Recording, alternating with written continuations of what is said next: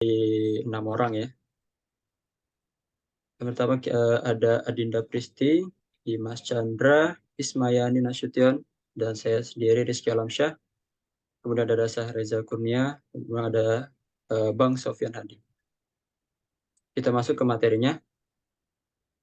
Pertama, apa itu pemrograman? Sebelum kita masuk ke dasar pemrograman, lebih baik kita tahu dulu nih, apa itu sebenarnya pemrograman.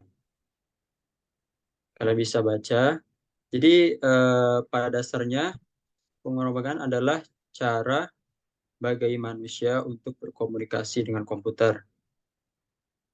Itu kita bisa berinteraksi dengan komputer melalui hardware salah satunya, kemudian bahasa komputer yang ya biasa kita temui seperti C++, C Sharp, dan lain-lainnya, JavaScript.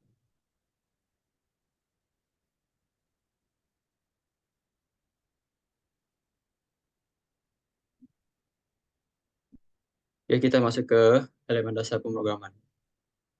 Komponen-komponen yang digunakan dalam pembuatan program untuk menjalankan instruksi-instruksi atau algoritma tertentu. Berikut adalah beberapa elemen dasar pemrograman. Yang pertama, ada variabel. Variabel adalah tempat untuk menyimpan data dalam program. Mereka memiliki nama yang unik dan tipe data tertentu, seperti angka, teks, boolean, atau tipe data lainnya. Variabel dapat diinisialisasi dengan nilai awal dan nilainya, dan dapat diubah selama eksekusi program. Di sini ada contoh gambar ya, ilustrasi apa sih itu variabel. Nah, jadi variabel itu bisa diartikan sebagai wadah atau kontainer yang memungkinkan kita untuk menyimpan informasi. Jadi kalian bisa lihat di sini ada wadah berbentuk square ya, kotak, kemudian ada bulat juga, kemudian ada yang triangle. Nah, berbeda variabel juga berbeda dengan tipe datanya. Jadi nggak mungkin dong kita masukin tipe data yang kotak ke bulat, terus yang bulat ke petak. Itu nggak bakal bisa dieksekusi, yang nanti akan ditampilkan di komputer. Terus apa sih tipe-tipe data itu yang kotak? Nah, itu nanti kita di slide berikutnya. Jadi itu ya, variabel itu kita anggap sebagai wadah. Next, tipe data.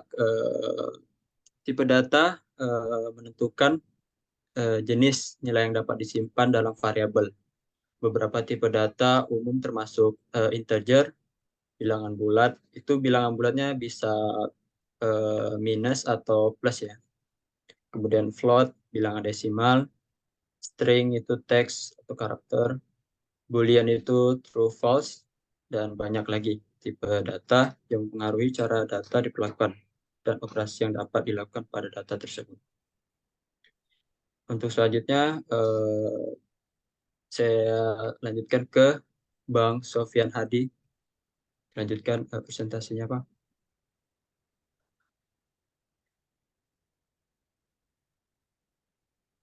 Baik, terima kasih Saudara Rizky Alamsyah.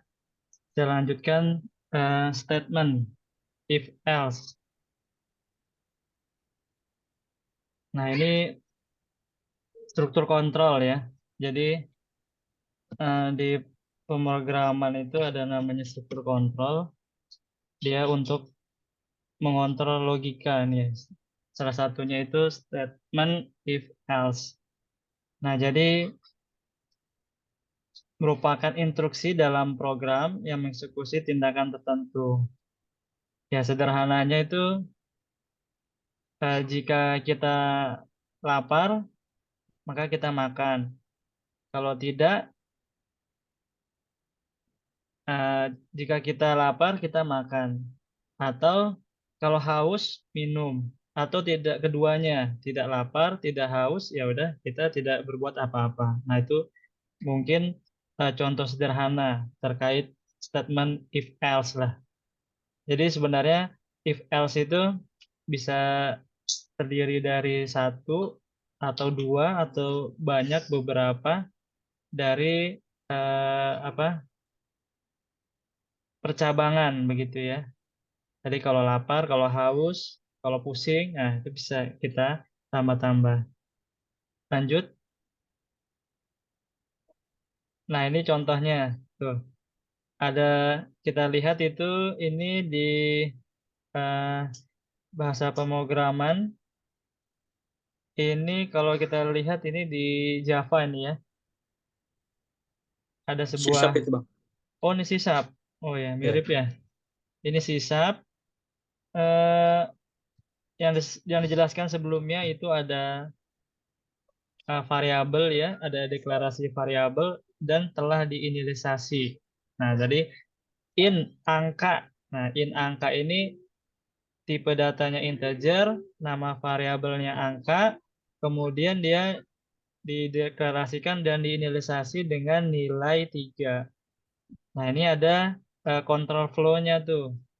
If angkanya lebih besar daripada 5, maka muncul bacaan di print di layar angka lebih besar dari 5. Atau kalau dia bukan besar dari 5, muncul di layar angka kurang dari atau sama dengan 5. Nah, ini kebetulan satu ya if else-nya. Jadi kalau di pemrograman bisa ada if, ada else if. Jadi ini cuma satu contohnya. Bisa kita ketemu nanti lebih dari satu atau dua bahkan banyak percabangan. Lanjut. Kemudian fungsi. Fungsi adalah blok kode yang dapat digunakan berulang kali dalam program. Melakukan tindakan tertentu dan mengambil nilai output, fungsi dapat dibuat secara internal dalam program atau dapat dipanggil dari perpustakaan eksternal. Nah, sebenarnya fungsi ini kalau kita ingin logika sederhana, bahwa di dalam sebuah program itu biasanya kita eh, banyak ya serangkaian, contohnya kita mau sederhananya itu membuat mie lah. Nah, tahapan dalam membuat mie itu banyak. Dari kita membeli, eh, pergi ke warung. Setelah membeli ke warung, kita pilih mie-nya apa. Ya, kita bayar. Kita balik lagi, kita masak air, masukin mie, dan seterusnya. Nah, serangkaian kode-kode ini, ya, masing-masing itu bisa kita pecah menjadi sebuah fungsi. Nah, fungsi-fungsi itu ada masukannya, inputnya, dan maupun outputnya. Nah, fungsinya dibikin fungsi apa? Nggak kita bikin aja dalam satu program utuh. Nah, yang pertama, fungsi itu ada konsep namanya sekali menulis dipakai berkali-kali.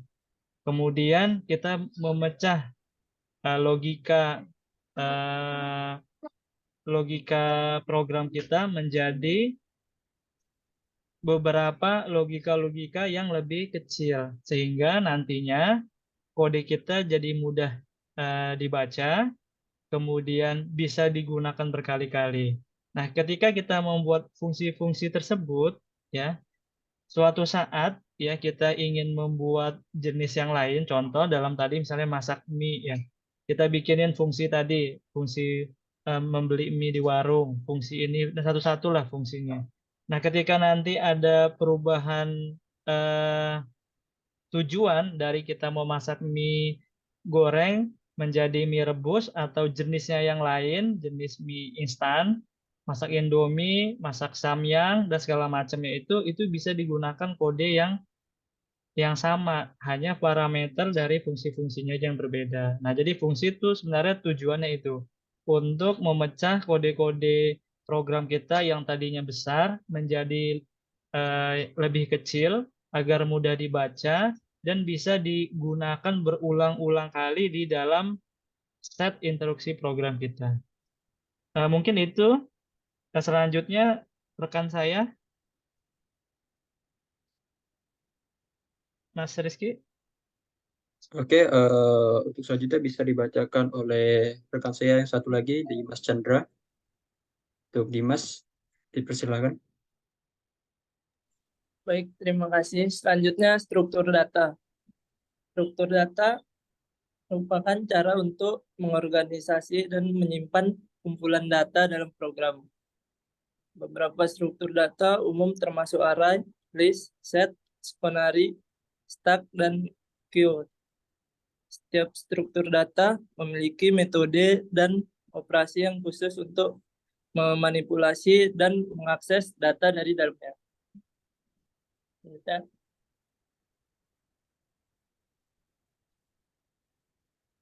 Selanjutnya, komen atau komentar. Komentar adalah bagian dari kode yang tidak dieksekusi oleh program, tapi memberikan penjelasan atau dokumentasi tentang kode tersebut.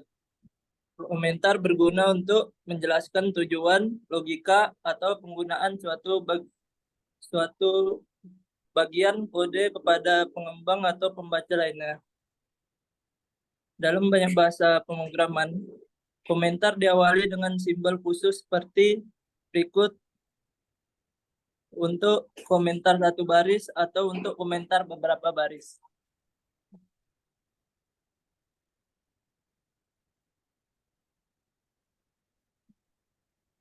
Simpulannya, elemen dasar pemrograman seperti variabel, tipe data, statement, fungsi, struktur data, dan perangkat lunak memahami dan menggunakan elemen-elemen ini dengan baik membantu dalam membuat program yang efektif, terstruktur, dan mudah dipahami oleh pengembang dan pengguna lainnya. Terima kasih.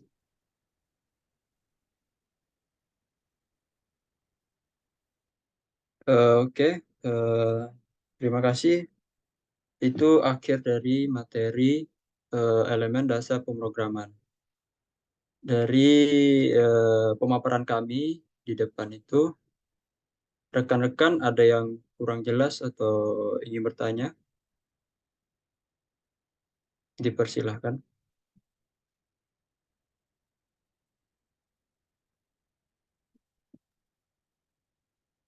Kelompok 2 yang nggak hadir siapa?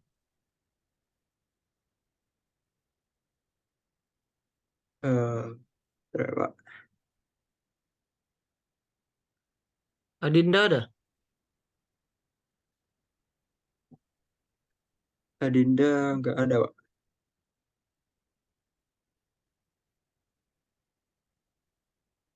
Selain Adinda, itu aja, Pak. Hah? Selain Adinda, Pak. Yang nggak hadir selain Adinda. Adinda. Ismayani ada? Ismayani ada, Pak. Ada, Pak. Ada. Sahreza Ada, Pak. ada. Oke, silakan. Oke, kami beri kesempatan untuk rekan-rekan yang ingin bertanya atau mungkin ingin diperjelas tentang pemaparan kami di atas yang kurang jelas bagi rekan-rekan.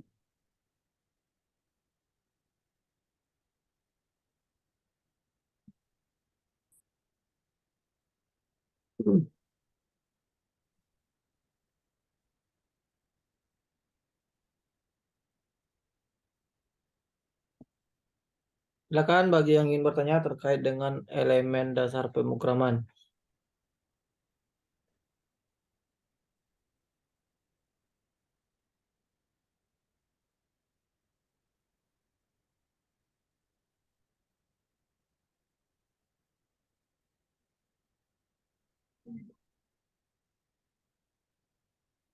Ada?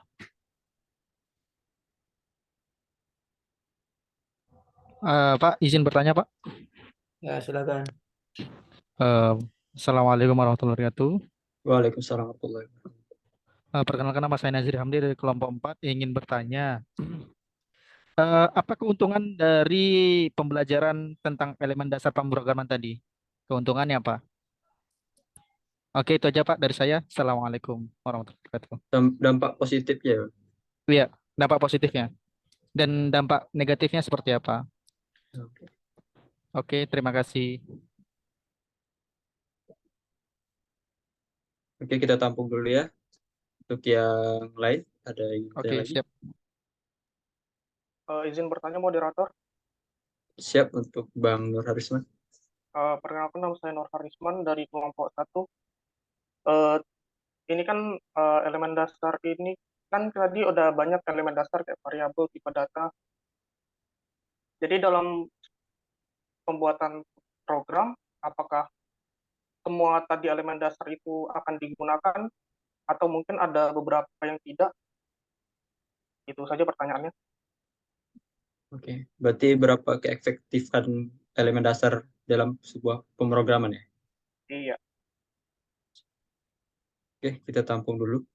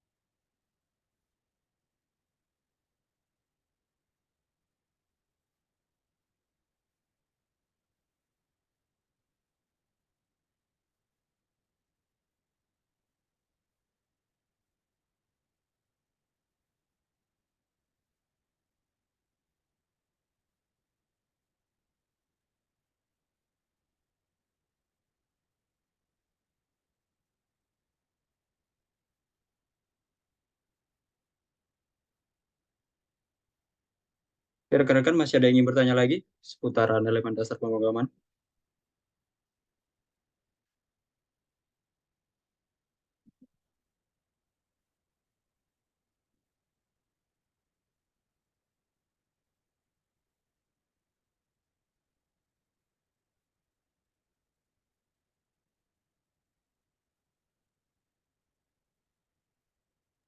Silakan satu kelompok lagi.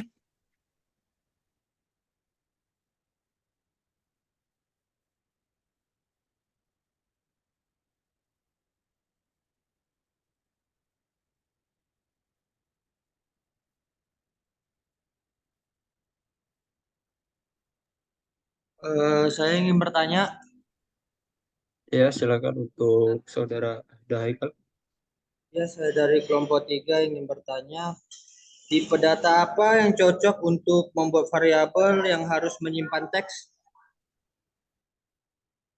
Oke, tipe variabel yang cocok untuk menyimpan teks ya. Itu Iya. bisa saya langsung jawab untuk Saudara Daikal. Ya, tipe data yang bisa menyimpan sebuah teks itu adalah string.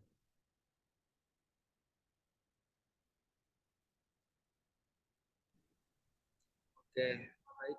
Terima kasih. Ya, sama-sama untuk Saudara Daikal.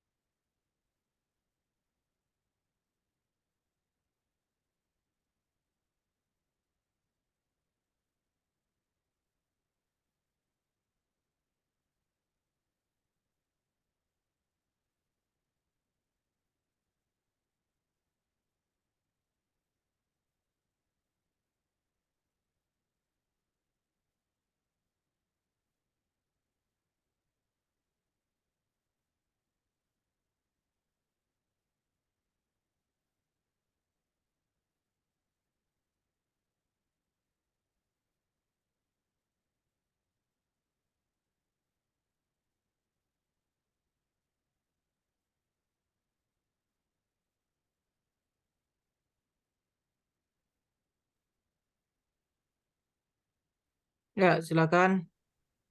Eh, Oke, untuk yang pertanyaan dari Bang Bang Nur Harisman, keefektifan dalam melakukan pemrograman, apakah semua elemen dasar itu digunakan? Itu tergantung pada kebutuhan pemrograman apa yang mau kita buat.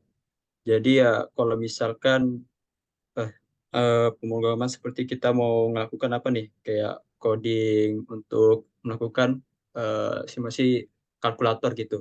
Jadi kan yang kita butuhkan cuman integer, terus ada float juga, dan di situ teks kan pasti nggak dibutuhin.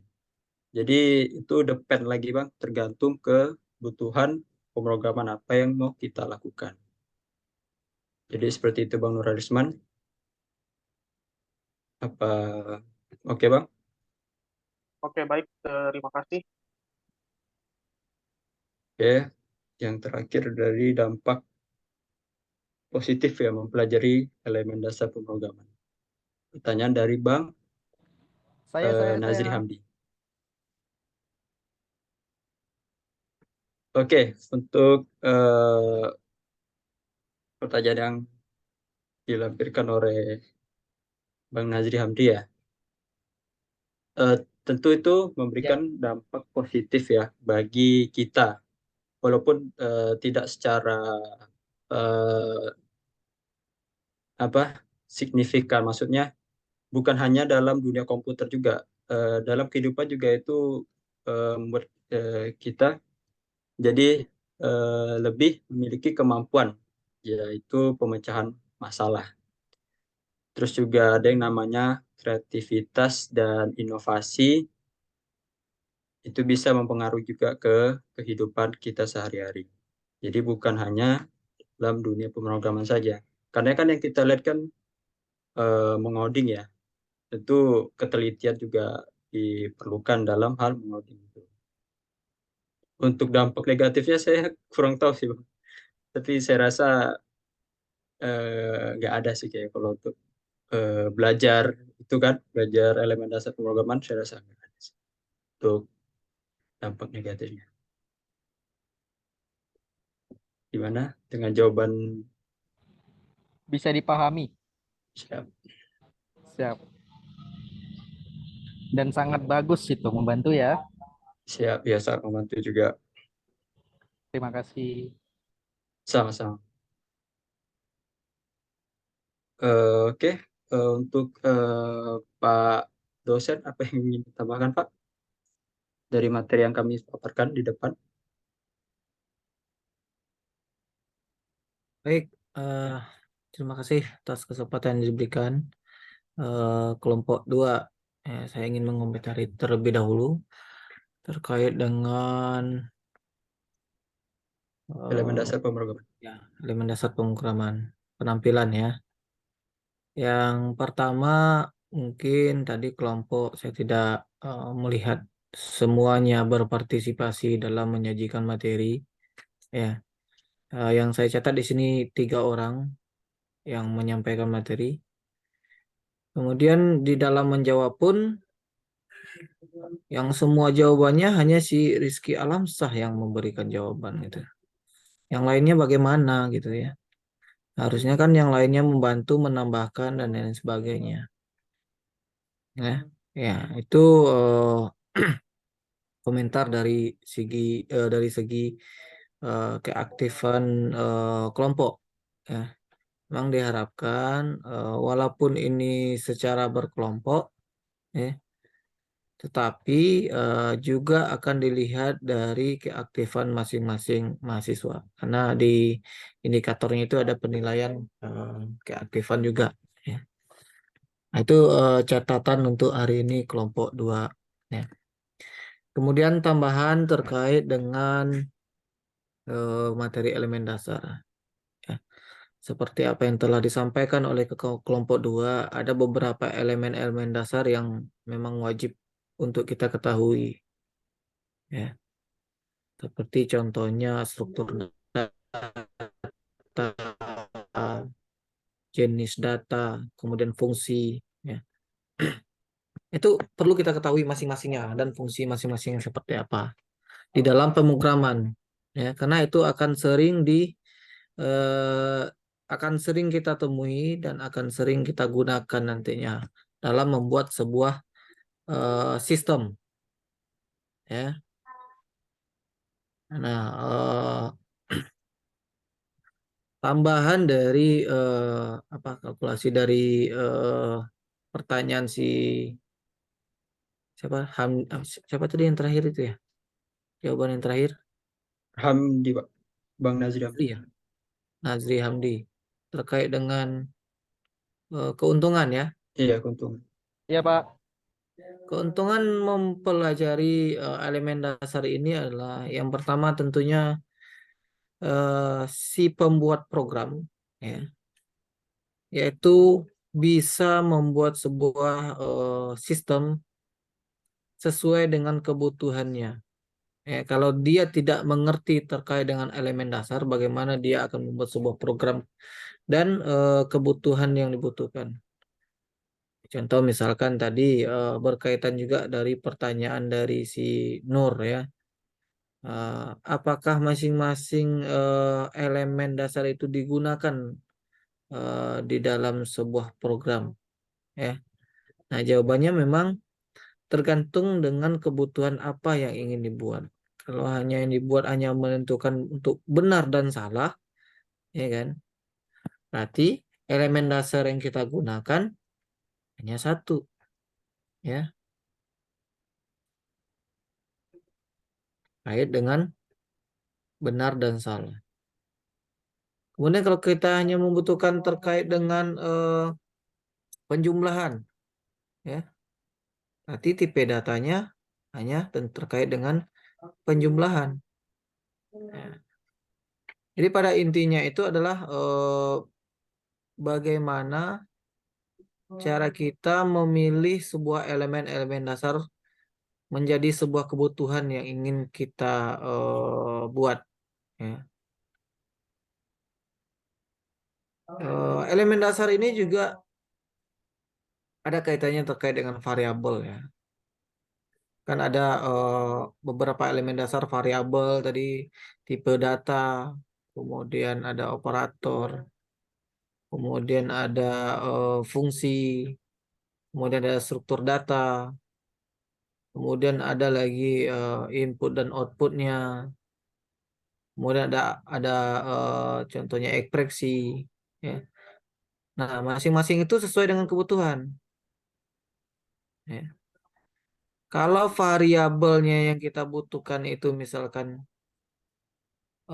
angka, ya, variabelnya angka, berarti yang kita butuhkan tipe datanya itu adalah apa? Integer, Pak. Integer, Pak. Integer, ya. Kalau kita butuhnya angka memiliki pecahan atau berkoma, itu yang kita butuhkan adalah float, Float. ya. Kalau dia huruf atau tulisan atau kalimat, ya, kita membutuhkan yang namanya tipe data string. Makanya setiap aplikasi pada saat kita memasukkan nama, misalkan nama, itu tipe datanya harus sudah kita inputkan apa tipe datanya. Kalau kita tipe datanya kita masukkan integer, berarti kan tidak masuk, ya kan? Integer itu kan adalah sebuah angka. Jadi sistemnya, misalkan di sistem kita buat integer untuk nama. Berarti si pengguna nanti dia udah capek-capek menulis namanya. Misalkan namanya Rizky. Setiap ditulis R, nggak nerima sistemnya, ya kan? Nggak nerima, ya. Data yang dibutuhkan itu adalah angka. Artinya apa? Artinya adalah si pembuat sistem salah memasukkan tipe data, ya. Yang seharusnya tipe datanya yang dibutuhkan itu adalah string, dimasukkan integer, kan begitu. Jadi artinya adalah si pembuat sistem memang harus mengerti betul-betul elemen dasar di dalam pemrograman. Ini yang dasar, ya. Harus mengerti. Kalau enggak ya tidak bisa. Untuk menjawab benar dan salah pun begitu. Ya kan? Misalkan untuk menjawab benar dan salah tipe datanya dibuat apa? String. Kira-kira jawabannya gimana itu? Kan nggak tahu dia benar dan salah, hanya sebuah kalimat. Ya.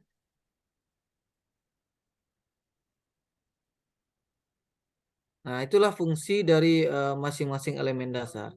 Ya, seperti apa yang telah dijelaskan. Kemudian struktur data seperti apa? Ya. Nah, untuk struktur data itu yang kita lihat adalah bagaimana penyimpanan dari memori-memori yang telah kita masukkan. Ya. Apakah dia termasuk kepada list? Apakah dia termasuk kepada array? Apakah dia termasuk kepada penjumlahan, pengalian, dan lain sebagainya? Nah, itu struktur data. Ya. Jadi masing-masing itu perlu kita pahami fungsi dari elemen-elemennya. Sehingga apa? Sehingga kita tahu ya. Sehingga kita tahu membuat sebuah sistem itu seperti apa nanti. Kadang-kadang kan mahasiswa, coba jalankan sistem yang kamu buat. Ya kan? Nah, seperti contohnya kayak seperti Google Form lah ya. Google Form. Yang dibutuhkan itu NPM. Tetapi kita tulis angka salah jadinya. Ya kan? Error jadinya. Karena di tipe datanya itu tidak sesuai. Kadang-kadang ada yang terbalik. Ditulis nama minta angka. Ditulis angka minta nama. Minta kalimat. Kan gitu. Nah, ini si pembuat sistem harus tahu dasar-dasar dari elemen-elemen dasar dari pemrograman itu seperti apa.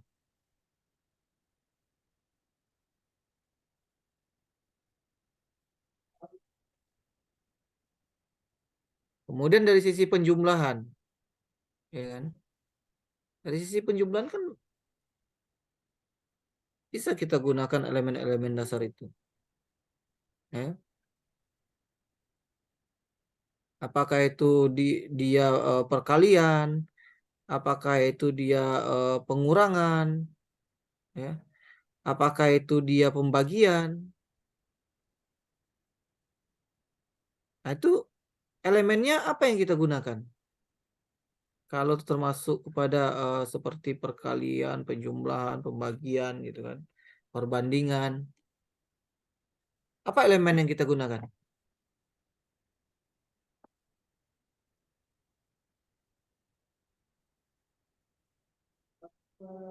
Operasi ya, Pak?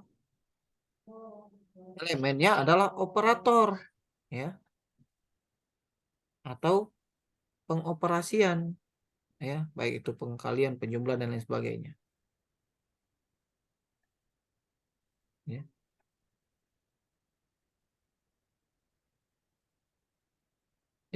Jadi apakah elemen dasar itu akan dipakai semuanya nanti? Ya pasti terpakai kalau kebutuhannya itu kompleks, ya. Dia menanyakan terkait dengan nama, kemudian menanyakan terkait dengan kalau kita ingin membuat sebuah sistem pembayaran, nah, ini kan, nah itu kan operator juga berfungsi, ya. Kalau untuk verifikasi, nah itu kan untuk benar dan salah juga berfungsi. Ya. Dia mesan mangga misalkan, harga mangga berapa, ya kan, kali sekian. Nah di sistem itulah dia bekerja codingannya, ya.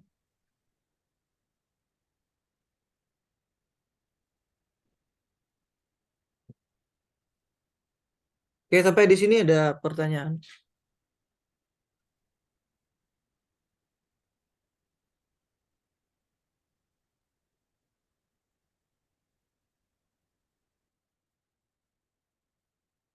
Cukup? Sepertinya Baik. cukup, Pak. Ya. Kalau cukup, ini waktu masih ada seperempat jam lagi. Nah, saya minta rekan-rekan sekalian, ya semuanya lah, tolong berikan contoh dari masing-masing elemen itu, ya, di dalam pemrograman seperti apa. Ya.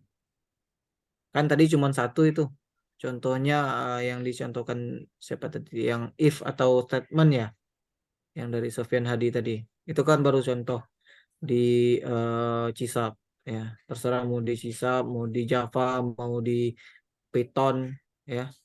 Nah, ya minimal ada menyatakan contoh.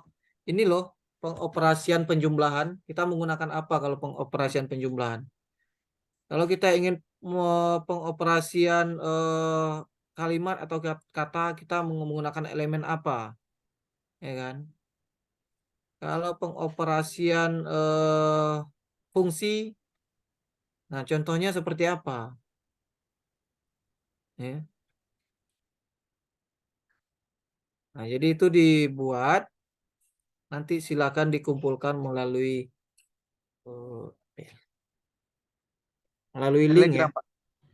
Ya, nggak melalui link. Kalau di Telegram nanti semua tugasnya sama pula isinya nanti. Ya. Video, Pak, atau gimana, Pak? Oh, nggak usah video, foto saja. Ya. Tidak menerima ini ya, apa namanya, Word. Jadi ditulis, nggak usah panjang-panjang bentuk itunya, programnya. Misal penjumlahan kita menggunakan apa, ya, dalam contoh dalam pemrogramannya. Misalkan penjumlahan itu kan ada, kalau dia rata-rata ada average, kalau dia penjumlahan ada sum, ya kan? Seperti apa contohnya, kan gitu. Oke? Izin, Pak, bertanya, Pak. Ya, Kalau aplikasi penggunaan boleh pakai Notepad, Pak, atau gimana? boleh, silakan. Notepad juga boleh, silakan. Yang penting ini kan nanti akan dipindahkan ke tulis tangan nanti itu.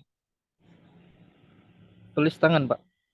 Iya, nggak panjang, nggak perlu panjang-panjang. Contohnya hanya sedikit saja. Misalkan penjumlahan di dalam bentuk pemrogramannya seperti apa penjumlahan.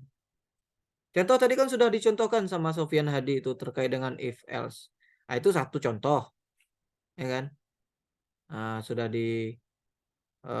itu pindahkan ke dalam catatan, ya, kayak penggunaan X sama dengan berapa tadi itu kan? Nah, pindahkan. Nah, itu contohnya dari itu elemen apa tadi? Yang si Sofyan Hadi itu elemen apa tadi itu? Fungsi ya? Ya apa ya? Control flow, Pak, logika. Control If. flow. Nah, if ya. Nah, itu satu sudah terjawab. Nah, sudah ada jawabannya. Nah, tadi yang terkait dengan apa namanya? Operator. Ya kan elemennya. Nah, kalau untuk tipe data, ya. Tipe data apa jenis cara penulisannya seperti apa gitu. Ya. Kemudian untuk ekspresi atau pernyataan, elemennya ekspresi atau pernyataan. Gimana contoh dari sintak programnya? Ya. Fungsi, nah, seperti apa pula fungsi? Kemudian apa lagi elemen dasar itu ya? Input dan output ada nggak tadi itu di apa di slide-nya? Nggak ada, Pak. Hah? Nggak ada. Nggak Cuman ada ada ya. Kalau kontrol, struktur kontrol ada nggak? struktur data ada juga. Struktur data ya? Iya, struktur data. Data. Pernyataan, elemen dasar pernyataan ada nggak? Nggak ada, Pak. Nggak ada. Ya kan, elemen Pernyataan dasar itu pernyataan ada, ada tadi paling bawah. ya, pernyataan atau ekspresi, ada nggak? Nggak ada ya? Ada paling bawah tadi Mas Ul. Ada paling bawah ya. Nah, silakan. Nanti untuk lebih jelasnya saya akan buat di Telegram. Nanti silakan rekan-rekan buat dan kumpulkan. Informasi akan saya berikan di Telegram semuanya. Termasuk deadline di mana pengumpulan dan lain sebagainya. Oke. Itu gambaran tugas yang akan dikerjakan. Oke, ada pertanyaan?